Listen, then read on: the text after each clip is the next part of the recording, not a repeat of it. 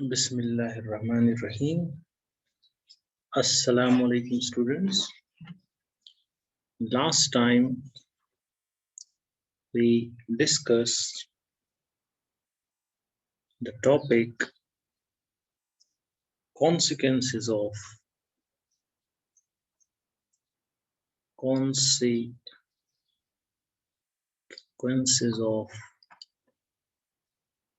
Einstein's postulates. Today we continue that topic. So I write here continued.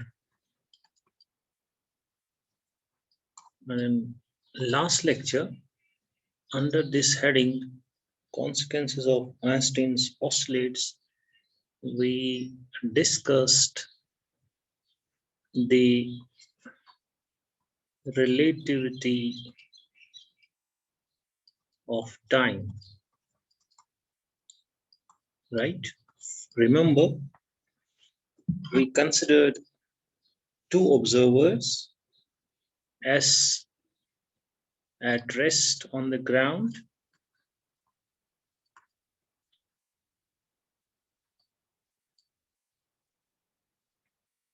and S dash, another observer, which we assumed to be moving in a train on a long straight track at constant speed u relative to observer S, right? And we said both the observers carry identical timing devices. And remember that timing machine or timing device was like this. I want to refresh your memory so that I can continue. So that timing device, which we discussed in the last lecture, we will use that timing device in this lecture as well. So it has a mirror M and there is flash F and detector B. So what happens in this timing device? The clock ticks at intervals determined by the time necessary for the light flash to travel the distance to L0, where this is the L0. From the flashing bulb F to the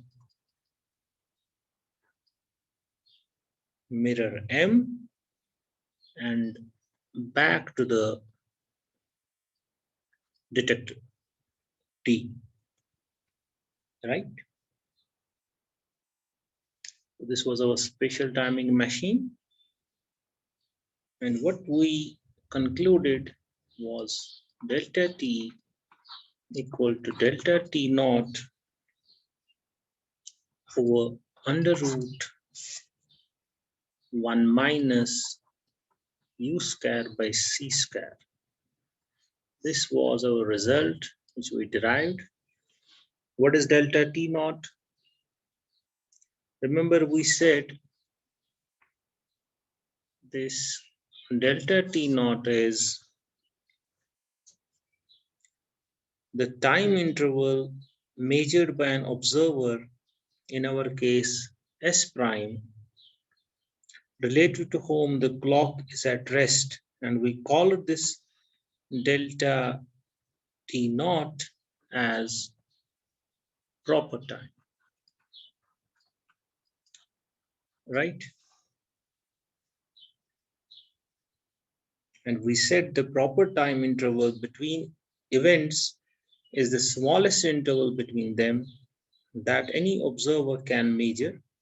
All observers in motion related to the clock measure longer intervals.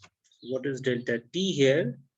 Delta t is the time interval measured by the observer S on the ground relative to whom the clock is in motion, right?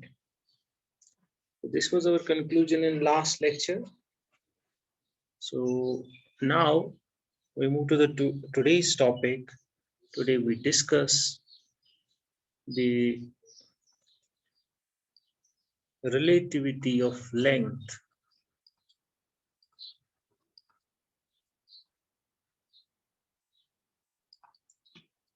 right? So follow me carefully.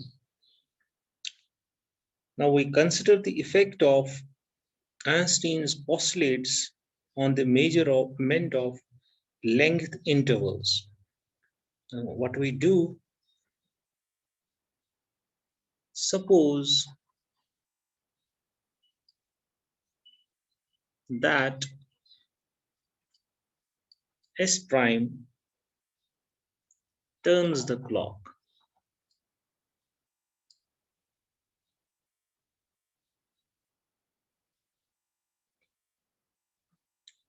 Turns the clock on the train sideways, so that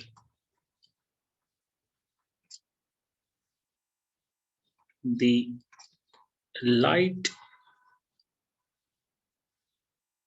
now travels along the direction of motion of the train.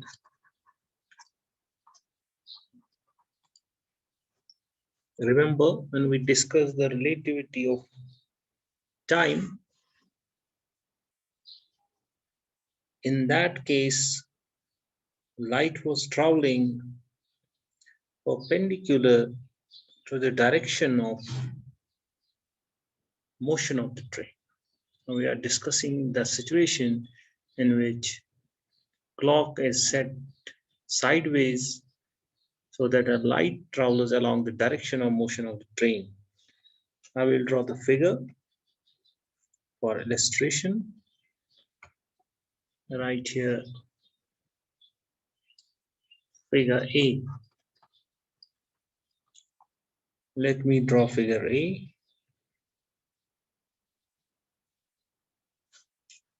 So situation is like this.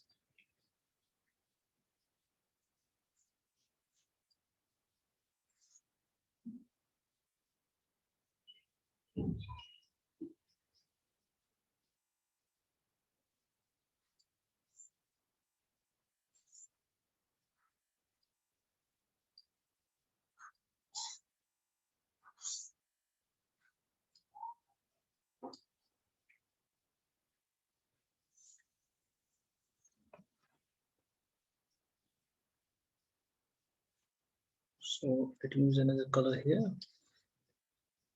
This is my timing device. It has that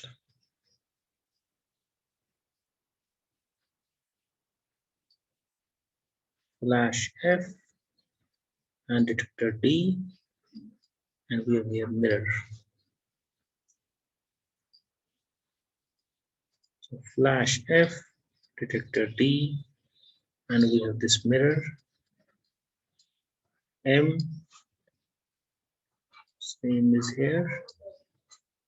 Flash F, detector D, and we have this mirror M,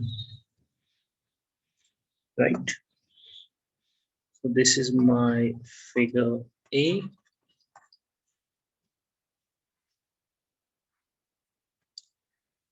Remember,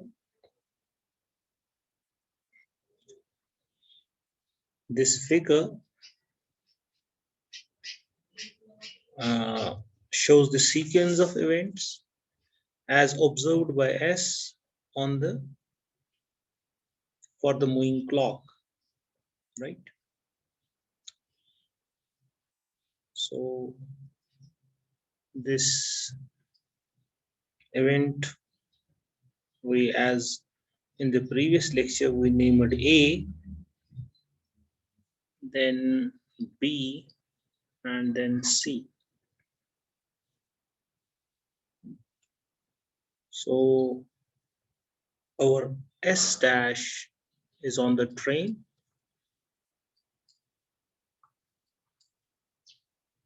and S is sitting on the ground, right? Let me complete the figure first.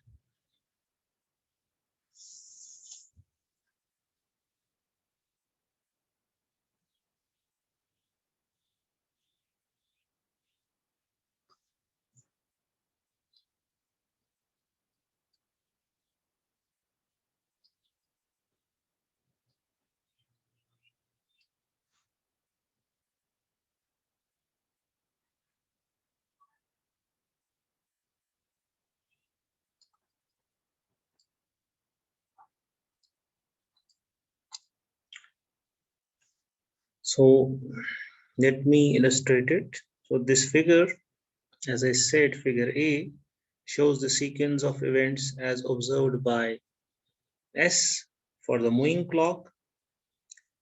Now, according to S, the length of the clock is L. This length of the clock is L, right?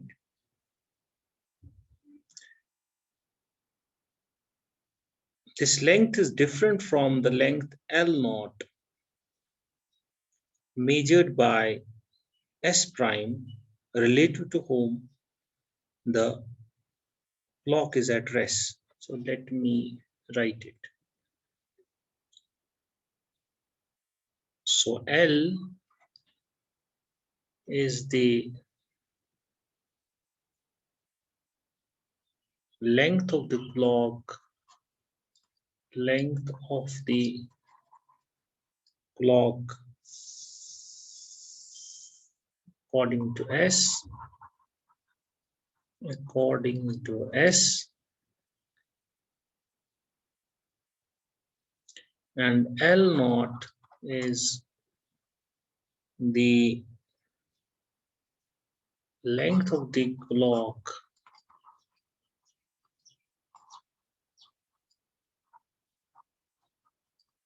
according to S prime related to whom the clock is at rest. So what happens? A flash of light is emitted at position A in figure 1, right? And this flash of light reaches the mirror position B delta T1 time later, right? So let me write it. Let me check first the figure.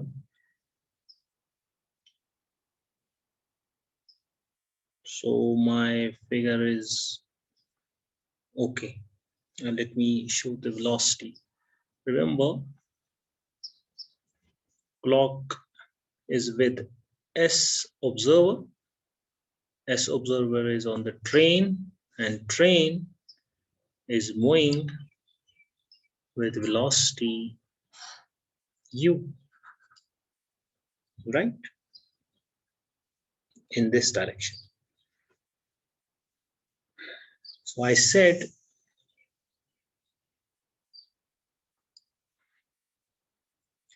a flash of light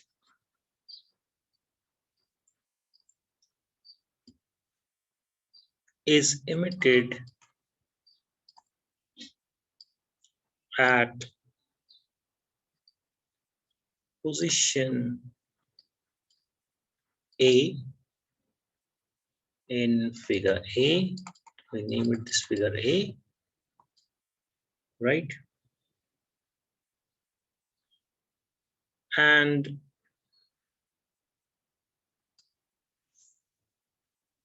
reaches the mirror,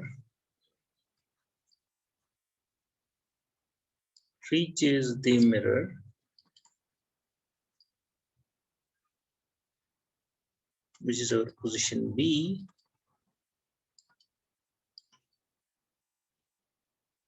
at time, let me use another color here, delta T1 later, right? Now the total distance traveled by the light in this time interval delta T1 is C delta T1, right? We know distance is speed times the time, which can also be written as the length of the clock plus the additional distance u delta T1 that the mirror moves forward in this time interval due to the motion of the train. So I write C delta T1 is L plus U delta T1. I name this equation first. I repeat, what is delta T1? Delta T1 is the time that elapses between the emission of flash of light at position A and the hitting of light on the mirror at position B, right? In that time delta T1, distance traveled by the light is C delta T1. L is the length of the clock, remember according to S, observer who is sitting on the ground. And also according to observer S, the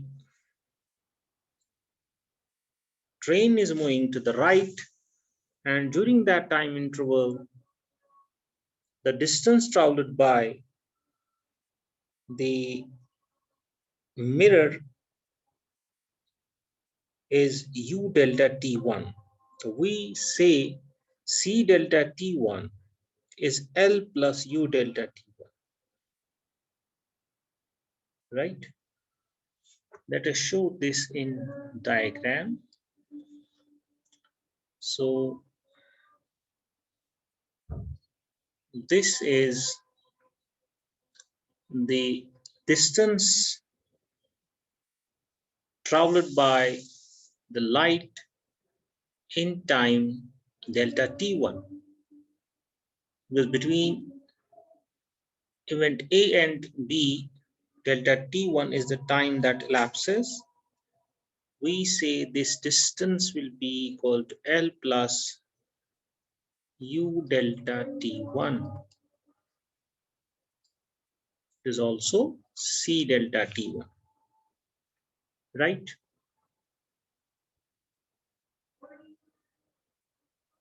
Good. Let us move forward. During the return trip from the mirror to the detector. So let me write it. During the return trip from the mirror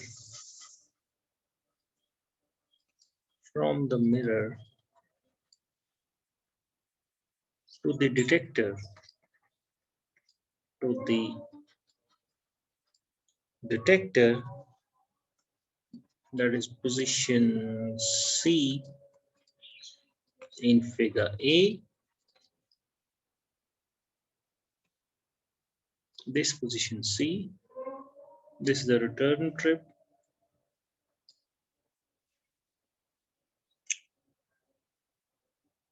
which takes an interval delta t, which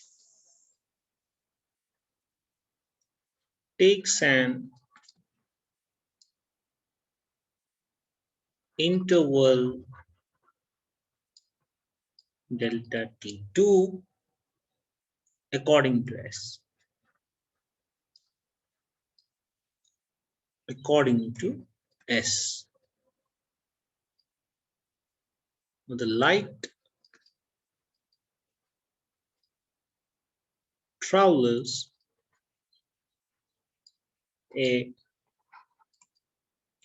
distance c delta t2. Understand this? We said during the return trip from the mirror to the detector, which is position C in our figure,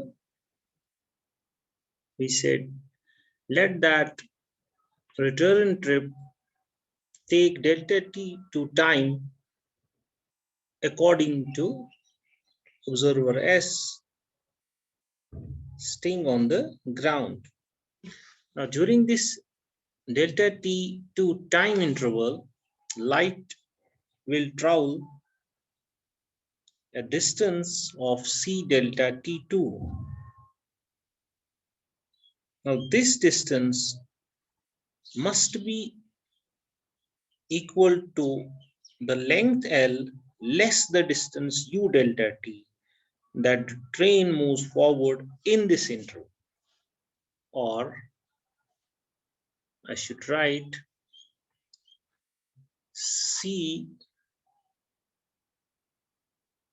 delta t2 is equal to L minus u delta t2, right?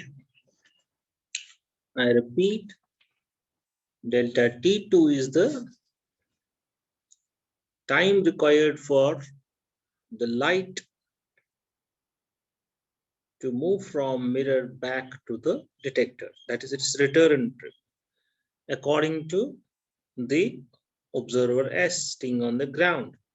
And we said during this time interval, light will travel a distance of c delta t2, which must be equal to L minus u delta t2. What is u delta t2? It is the distance traveled by the mirror during delta t2 time in forward direction. In diagram, we can show that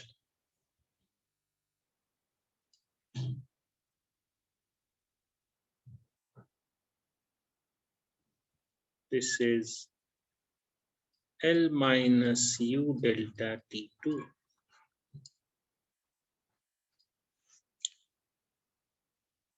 Right?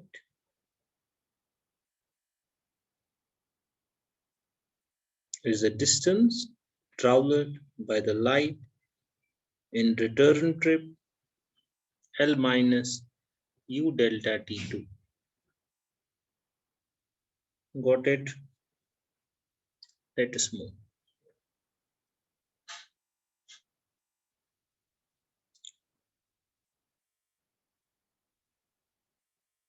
Now, after solving, write it directly, you can check it.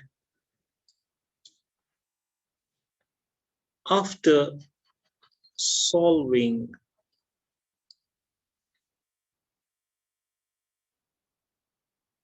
equations 1 and 2, 1 and 2 for delta t1 and delta t2, we had to find, we had to find the total time interval delta t, which gives delta t equal to delta t1 plus delta t2, which is L by C minus U plus L by C plus U. You can see from this you can solve for delta t1. Let me write it. Do it yourself. You can write C delta t1 plus U minus. You take this term to the left side, minus U delta t1 equal to L. Then you can take delta t1 common, you will get delta t, then divide that factor. You take that factor C minus U to right hand side, you will get this. We have written delta t1 equal L by C minus U, you can see. Similarly, here you can solve. You can write delta C delta t2 plus U delta t2 is equal to L, from which you can write delta t2 is equal to L by C plus U, right? Yes, we have substituted it. We have solved for delta t1 from 1 as delta t equal to L by C minus 1, C minus U, sorry. And from 2, we solve for delta t2, which is L by C plus U. Then we add these two time intervals to complete our calculation of our tick of the clock, which is delta t, time required for the light to go from the flash bulb to mirror and back to detector, which is delta t1 plus delta t2. We call that delta t, which is L by C minus U plus L by C plus U. We are talking from the point of view of the observer staying on the ground, that is S, relative to whom the clock is in motion. To solve it, it will be 2L by C times 1 over 1 minus U square by C square. 2L by C times 1 by 1 minus U square by C square. Let me call it equation 3. So this is my equation 3, right? Now, we have already derived this equation in the last lecture, which I stated at the start. This one, I call it equation A now, which relates delta t and delta t naught, right? Remember, delta t is time interval relative to S, and delta t naught is time interval relative to S prime, right? So we will make use of it now. I write here now, from Equation A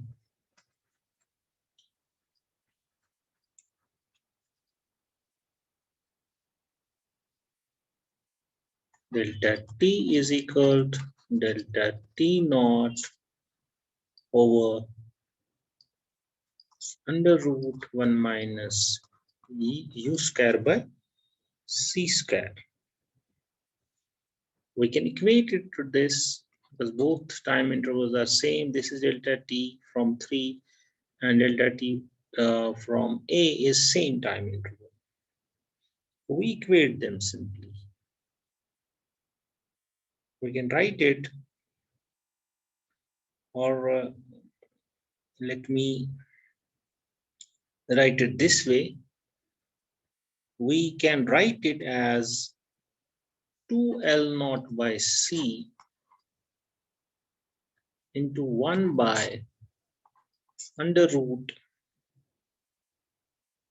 1 minus u square by c square. Where from I have got it? Remember, delta t naught is what? Delta t naught is the time interval according to the S prime observer relative to whom the clock is at rest. And the round trip distance is 2L naught, the speed at which light travels between the flash bulb and the mirror is c, and back is also c. So this delta t naught is 2L naught by c. So we have written delta t naught equal to 2L naught by c, and we have this factor here, 1 by under root 1 minus u square by c square.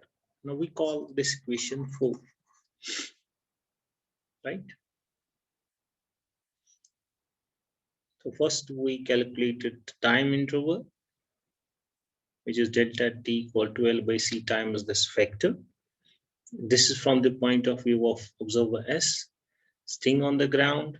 Then we use this equation, and we said delta T naught can be written as 2L naught by C.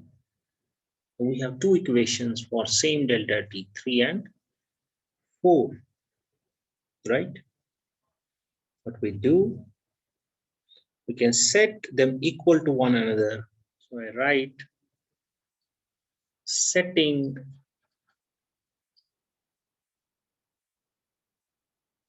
equations. What is the name of these equations?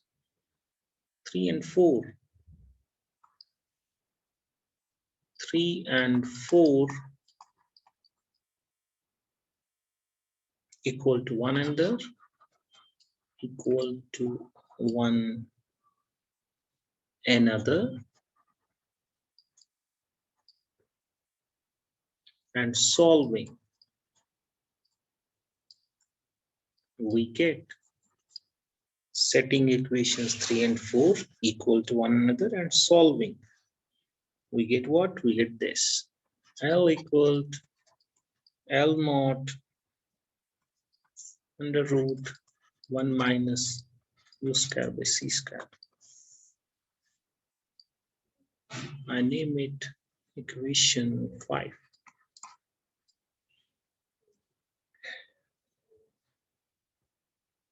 What you have to do, you have to set equation 3 and 4 equal to one another. That means, let me write it somewhere. If write, let me use another color, 12 by C into 1 by 1 minus u square by c square. This is this equation, 12 by C times 1 by 1 minus u square by c square. And here you have 2L naught by C, 2L naught by C into 1 over 1 by square root 1 minus u square by c square, right? It's easy. C will go, 2 will go. You will take this upstairs 1 minus u square factor, u square by c square. Then you can write 1 minus u square by c square as product of two square roots. One square root will go, so you will get L equal to L naught times square root 1 minus u square by c square. So what equation 5 summarizes? It summarizes the effect known as length contraction. Very important. So I write equation 5 summarizes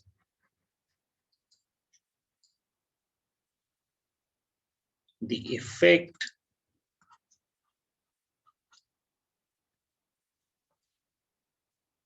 known as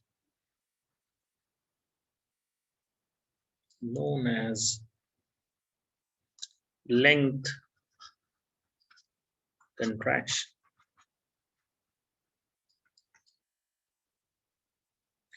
The length L naught measured by an observer, in our case S prime, who is at rest with respect to the object being measured, is called the rest length or proper length. So L naught is rest length or proper length, right? In analogy with the proper time.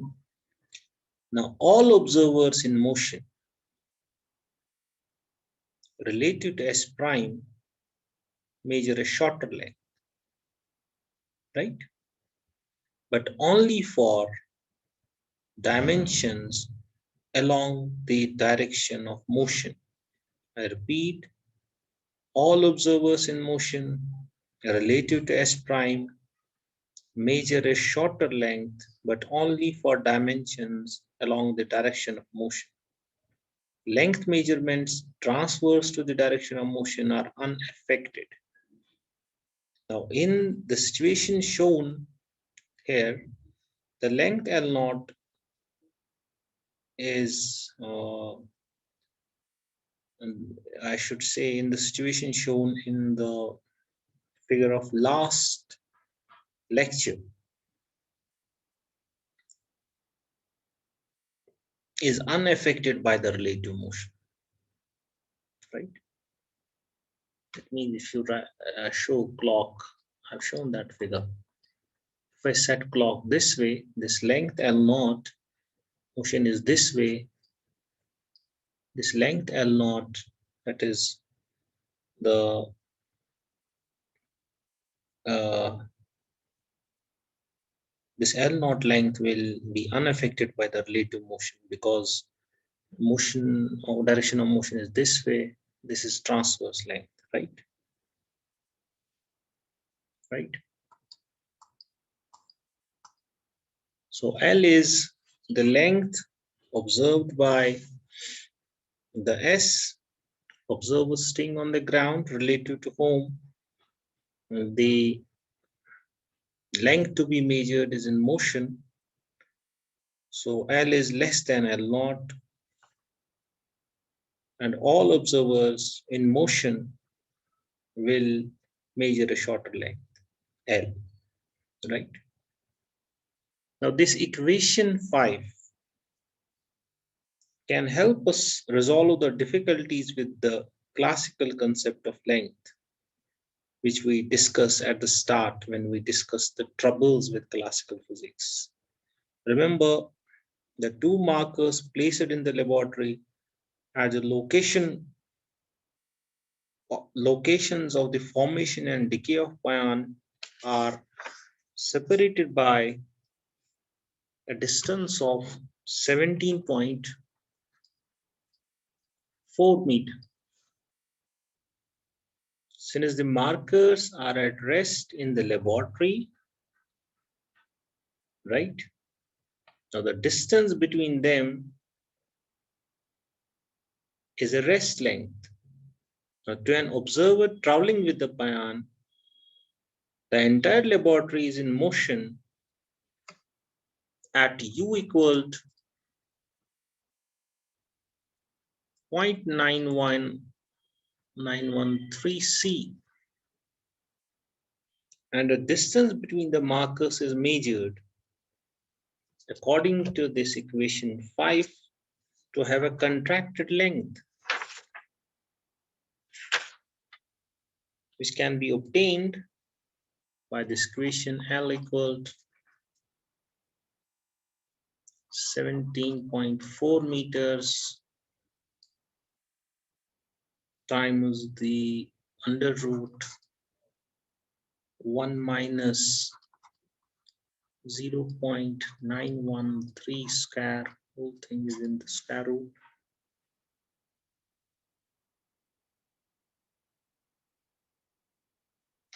When you calculate it, it will be 7.1 meter, consistent with the previous discussion, right?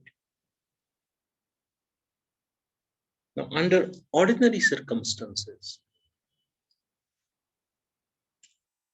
U is much less than C, and the effects of length contraction are far too small to be observed, right?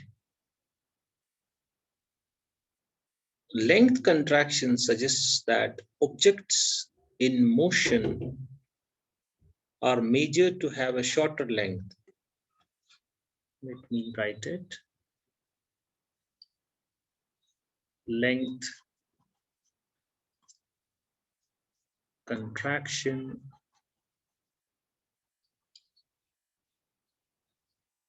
suggests that objects in motion are measured to have a shorter length than they do at rest. No no actual shrinkage is implied.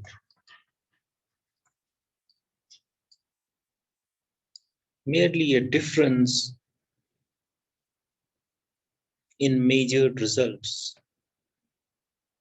I should write merely a difference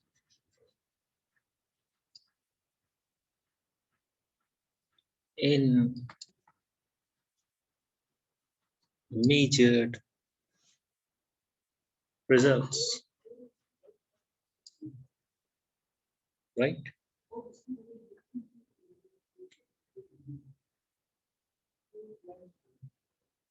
Just as two observers in relative motion measure a different frequency for the same source of sound. Remember the concept of Doppler effect. This is all for today. Learn at your own pace, follow all the video lectures, and don't forget to subscribe my channel. Thank you. God bless you. Assalamu alaikum.